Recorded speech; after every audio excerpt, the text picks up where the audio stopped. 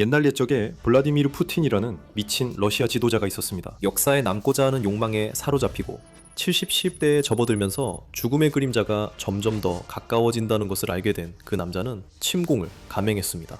결과는 좋지 않았습니다. 지금도 상황은 좋지 않습니다. 그의 광기에 대한 대가로 그 지도자의 적들은 러시아 깊숙이 나라가 보이는 모든 것을 파괴하는 드론을 풀어놓았습니다. 40일 밤낮으로 드론이 날아다녔습니다. 러시아는 맹렬히 공격당했습니다. 한 달 남짓한 지옥 같은 시간 동안 100개의 목표물이 제거되었습니다. 그리고 그 미친 지도자에게는 지금까지 들려준 것 중 최고의 잠자리 동화가 읽어졌습니다. 그는 그것을 조금도 좋아하지 않았습니다. 나는 침략국을 상대로 전쟁을 끝내도록 강요하기 위한 40일간의 영향력 공작을 정보기관에 승인했습니다. 라고 우크라이나 대통령 볼로디미르 젤렌스키가 6월 25일에 발표했습니다. 그 작전에는 분명한 목적이 있었습니다. 푸틴이 전쟁을 끝내도록 영향을 받게 될 것이라고 젤렌스키는 말했습니다.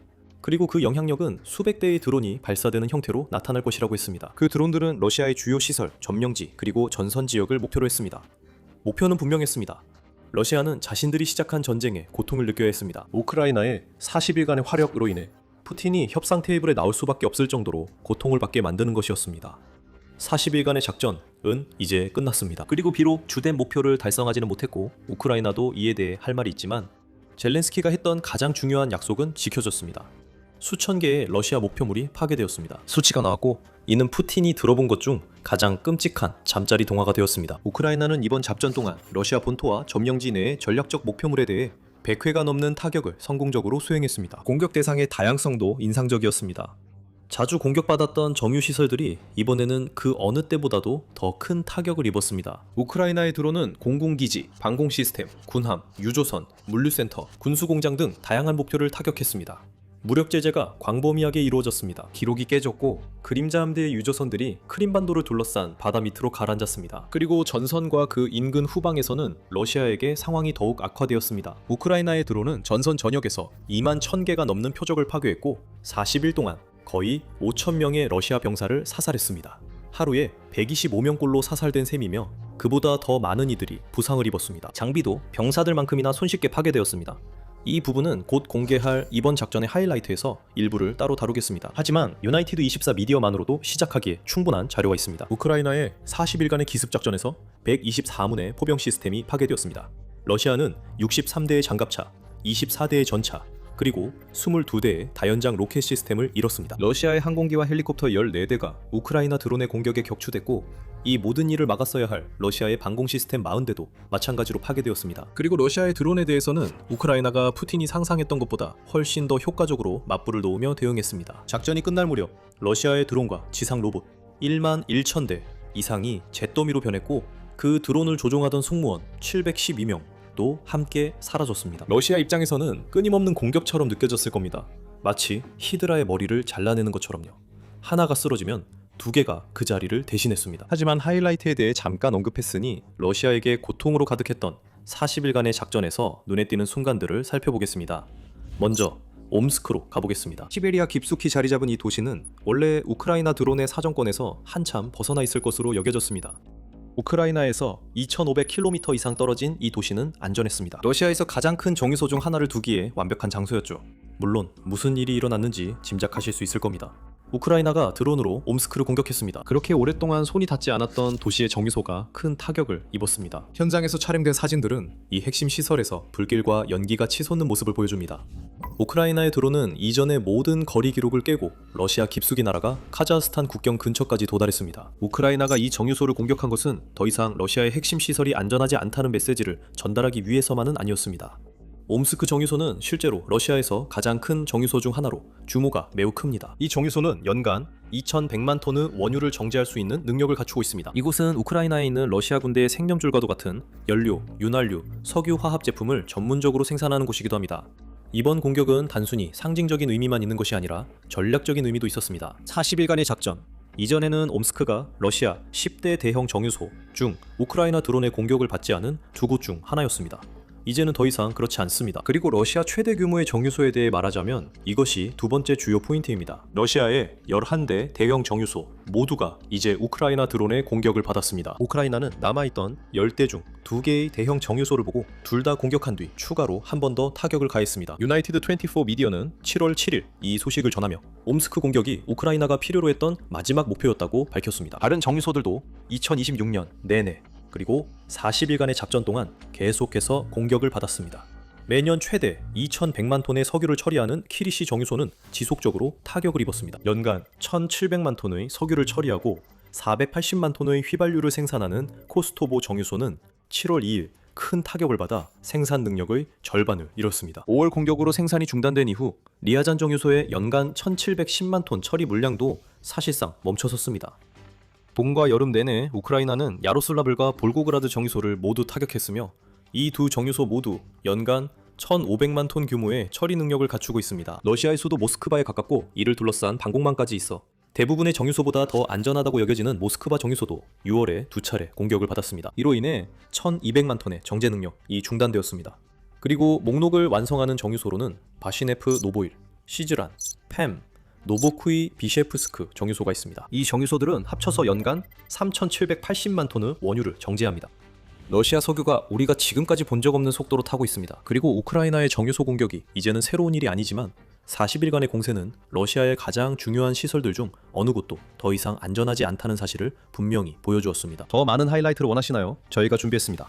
40일간의 공세는 러시아 공군에 막대한 타격을 입혔고 우크라이나는 12대가 넘는 항공기를 격추시켰습니다. 피해 항목 중에는 Su-35 전투기 2대가 포함되어 있었는데 우크라이나에서 거의 실전에 투입되지 않는 Su-57을 제외하면 Su-35가 러시아가 보유한 최고의 전투기라고 할 수 있습니다. 우크라이나는 또 한 번의 공격으로 러시아의 전략 폭격기 전력 중 Tu-95MS 한 대를 파괴했습니다. 러시아가 활공 폭격 미사일 공격에 사용하는 구소련 시대의 여러 기종들도 우크라이나 드론에 의해 격추되었는데 여기에는 Su-24, Su-30, Su-30SM 등이 포함됩니다. 우크라이나는 L-39 훈련기 2대도 격추하는 데 성공했으며 이로 인해 러시아가 푸틴이 원하는 임무를 수행할 조종사들을 준비시키는 것이 더 어려워질 것입니다. 항공기 공격과 함께 비행장에 대한 공격도 이어졌습니다.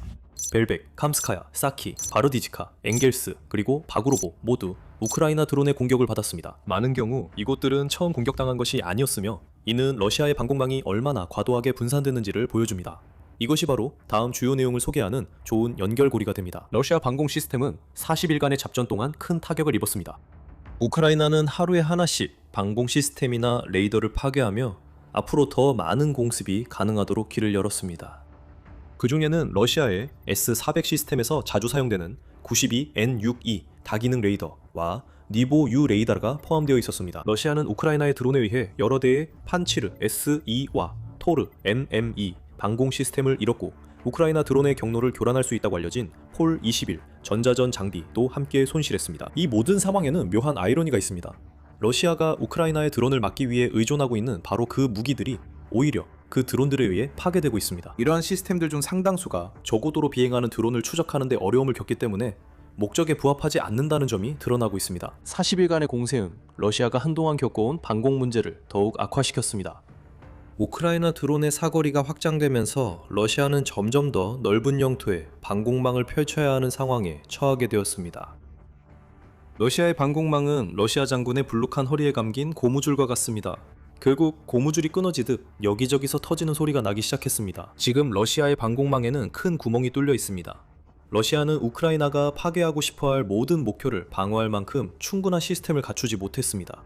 러시아는 지금 패닉 상태에 빠져 있습니다. 심지어 모스크바를 둘러싼 강력하게 요새화된 방공망마저 뚫리고 있습니다. 크렘린은 우선순위 목표를 보호하기 위해 방공망을 이리저리 옮기려 하고 있지만 이는 전선과 후방 모두에서 더 많은 취약점을 만들고 있을 뿐입니다. 우크라이나가 이를 이용할 수 있게 된 것이죠. 그리고 이제 40개의 추가 시스템과 레이더가 사라졌습니다. 푸틴은 그 의미를 잘 알고 있습니다. 더 많은 우크라이나 드론들이 성공을 거둘 것입니다. 다음으로 넘어가기 전에 한 가지 더 중요한 소식이 있습니다. 크림반도 주변 해역에 있는 러시아의 그림자 함대입니다. 상황이 좋지 않습니다. 7월 내내 우크라이나는 흑해와 아조프해에서 그림자 함대 선박들을 연이어 공격했습니다. 대부분의 경우 우크라이나는 크림반도를 고립시키고 푸틴이 2014년에 러시아가 빼앗은 이 영토에 대한 지배권을 포기하도록 압박하는 광범위한 전략의 일환으로 크림반도에 연료와 보급품을 공급하는 선박들을 주로 표적으로 삼은 것으로 보입니다. 그 작전은 멈추지 않았습니다. 7월 29일까지 유로마이단 프레스는 우크라이나가 단 3주 만에 러시아 선박 201척을 공격했다고 보도했습니다. 8월 6일 디펜스 오브 우크라이나 X 계정에서 새로운 소식이 전해졌습니다. 7월 한 달 동안 파괴된 보트와 선박의 수는 236척으로 증가했으며 대부분의 공격은 50km 이상의 거리에서 이루어졌습니다. 우크라이나는 이제 크림반도를 둘러싼 해역에 대해 화력 통제권을 갖고 있다고 주장합니다. 이 주장에 반박하기는 어렵습니다. 러시아는 크림반도의 선박을 겨냥한 이러한 공격을 막기 위해 아무런 조치도 취하지 못하는 것처럼 보입니다. 여기서 우리가 보고 있는 것은 엄청난 양의 러시아 장비가 고철 더미로 보내지고 수많은 병사들이 무덤으로 보내졌다는 사실입니다. 하지만 우크라이나가 40일간의 작전으로 실제로 얻은 것은 무엇일까요? 이 질문에 대한 답을 알아보기 전에 여러분은 지금 군사 프로그램을 시청하고 계시다는 점을 다시 한번 알려드립니다. 아직 구독하지 않으셨다면 지금 이 버튼을 누르고 알림을 설정할 완벽한 기회입니다. 앞으로 준비된 컨텐츠를 놓치지 마세요. 우크라이나가 40일 동안 한 일은 다음과 같습니다. 우크라이나는 전쟁을 다시 러시아로 되돌려 놓았습니다. 아마도 이전 어느 때보다도 더 본격적으로요. 이것은 기회가 생길 때마다 이루어진 일련의 무작위 공격이 아니었습니다. 우크라이나는 이 모든 것을 계획했습니다. 어디를, 언제, 무엇을 공격할지 정확히 알고 있었습니다. 우크라이나가 발사한 모든 드론은 작전이 시작되기 전에 미리 정해진 목적을 가지고 하늘로 날아올랐습니다. 우크라이나는 수동적으로 대응한 것이 아니라 푸틴에게 최대한의 압박을 가하기 위해 설계된 작전을 주도적으로 펼쳤습니다. 작전의 그 측면은 매우 효과적이었습니다. 작전의 중반부에 이코노미스트는 우크라이나가 러시아의 와일드베리 시설을 공격한 내용을 다룬 기사를 실었습니다. 이것은 우리가 다루지 않았던 또 다른 주요 사건입니다. 그 이유는 영상의 마지막에서 알게 될 것입니다. 하지만 우크라이나의 드론 작전은 사실상 러시아의 아마존이라고 할 수 있는 한 기업에 최소 20억 달러 상당의 피해를 입혔습니다. 이 플랫폼을 이용하는 판매자와 구매자 모두에게 압박을 가하고 있습니다. 우크라이나가 40일간의 지옥 같은 공세 동안 감행한 모든 공격은 같은 목적을 가지고 있었습니다. 정유시설이 공격당한 것은 러시아인들이 연료에 쉽게 접근하지 못하게 하기 위함이었습니다. 크림반도 점령군과 그림자 선단에 대한 공격도 마찬가지입니다. 러시아의 군사장비에 대한 공격조차도 푸틴이 결코 우크라이나 국경을 넘지 않을 것이라고 약속했던 전쟁이 이제 러시아 본토로 번졌다는 사실을 상기시키는 역할을 합니다. 그리고 이제 러시아의 거의 모든 지역이 공격받을 수 있습니다. 옴스크 공격이 그것을 증명했습니다. 러시아 지도부도 그 영향을 체감하고 있습니다. 대중의 불만이 커지고 있다고 이코노미스트는 보도했습니다. 크렘린과 가까운 여론조사기관 VCIM에 따르면 정부 정책에 대한 만족도가 1월에는 45%였지만 6월에는 21%로 떨어졌습니다. 국립 여론조사기관 라바르다에 따르면 러시아가 잘못된 방향으로 가고 있다고 생각하는 사람들의 비율이 지난 1년 동안 17%에서 35%로 2배가 되었습니다. 물론 러시아의 군사력을 약화시키는 것이 과거에도 그랬고 지금도 우선순위입니다. 하지만 이 40일간의 공격은 우크라이나가 러시아 국민들에게 입힌 심리적 타격에 관한 것이기도 했습니다. 40일 동안 러시아 영토에 100회가 넘는 공격이 있었다는 것은 결코 무시할 수 없는 일입니다. 오히려 이는 모든 러시아인들이 볼 수 있도록 높이 내걸린 선명한 경고 신호입니다. 그들은 자신들의 위대한 보호자 푸틴이 자신들을 지키지 못했다는 것을 알고 있습니다. 우크라이나에게 이것은 눈에는 눈, 이에는 이라는 공정한 보복입니다. 심리전은 러시아가 침공을 시작한 순간부터 사용해온 전략입니다. 러시아에게 그것은 우크라이나 도시들에 끊임없이 공격을 가하는 것을 의미하며 그 과정에서 종종 민간인들이 사망하거나 부상을 입습니다. 겨울 내내 그것은 우크라이나의 에너지망에 대한 끊임없는 공격을 의미하기도 했습니다.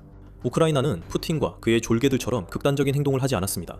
우크라이나는 민간인을 직접적으로 공격하지 않습니다. 하지만 우크라이나는 러시아가 지금까지 해온 일들과 계속해서 하고 있는 모든 일을 고려할 때 심리전을 전략으로 삼는 것이 정당하다고 결정했습니다. 우크라이나의 목표는 평범한 러시아인들의 삶을 불편하게 만들고 크림반도 점령자들의 경우에는 삶 자체를 완전히 견딜 수 없게 만드는 것입니다. 이것을 보여주는 가장 좋은 예는 40일간의 작전 내내 러시아를 괴롭혀온 연료 부족 사태입니다. 우크라이나가 정유시설과 그림자 함대 소속 선박을 공격한 것은 단순히 할 수 있어서가 아닙니다. 우크라이나는 러시아의 휘발유와 디젤이 러시아 차량이 아닌 다른 곳에서 소모되길 바라는 것입니다. 그리고 만약 연료를 태울 수 없다면 그 연료는 러시아 소비자들이 살 수 없을 만큼 가격이 오르는 귀한 상품이 되어야 합니다. 7월 내내 우크라이나는 대부분 목표를 달성했습니다.